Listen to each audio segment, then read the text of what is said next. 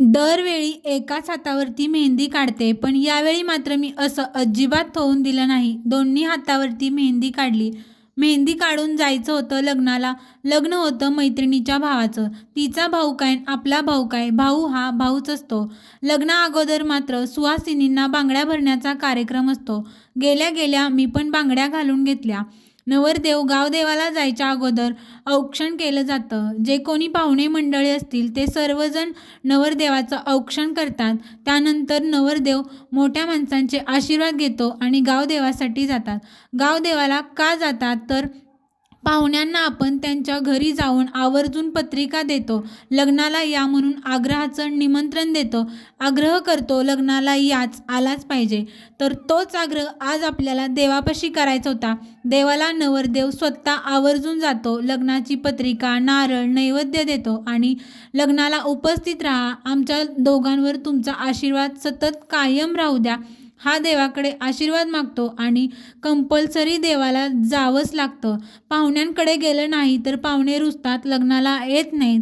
तसंच आहे, देव पण रुसेल, देवानं लग्नाला आलंच पाहिजे म्हणून देवाला आग्रहाचं निमंत्रण द्यायला नवरदेवाला स्वतः जावंच लागतं. आग्रहाचं निमंत्रण देऊन नवरदेव घरी परत आला. नवरदेवाच्या आईने मात्र नवरदेवाची आल्या आल्या नजर काढली. त्यानंतर कळसामध्ये आंघोळ घालायची होती. कळसामध्ये आंघोळ का घालतात हे काय मला माहीत नाही, पण कळसामध्ये आंघोळ कशी घालतात हे मात्र मला माहीत आहे. तर पाट मांडले जातात. पाटाभोवती 4 बादल्या किंवा 4 तांबी मांडली जातात आणि त्या तांब्यांना धाग्यांचे 5 वेढे दिले जातात.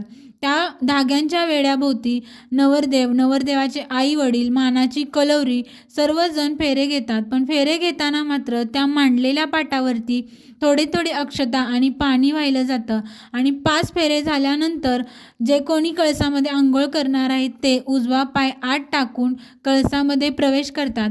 कळसामध्ये प्रवेश केला की सर्वजण त्यांना तेल लावून आंघोळ घालतात. आंघोळ घालताना मात्र सर्वजण त्यांना आंघोळ घालू शकतात. हळद पण लावली जाते आणि सुहासिनींना त्या कळसामध्ये मळवट देखील भरला जातो.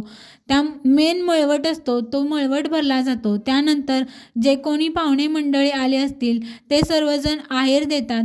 तो आहेर पण कळसामध्येच दिला जातो. आहेर दिल्यानंतर तो कळस अलगदपणे सोडवला जातो, पण असा सोडवला जातो की कोणाला तो धागा अजिबात टच झाला नाही पाहिजे. त्यानंतर हळद खेळण्याचा कार्यक्रम होता, पण हा हळद खेळण्याचा कार्यक्रम सर्वात जास्त एन्जॉय लहान मुलंच खेळतात. तर हळद तर खेळून झाली, नंतर आम्ही गेलो जेवायला. पुढं काय झालं हे उद्या.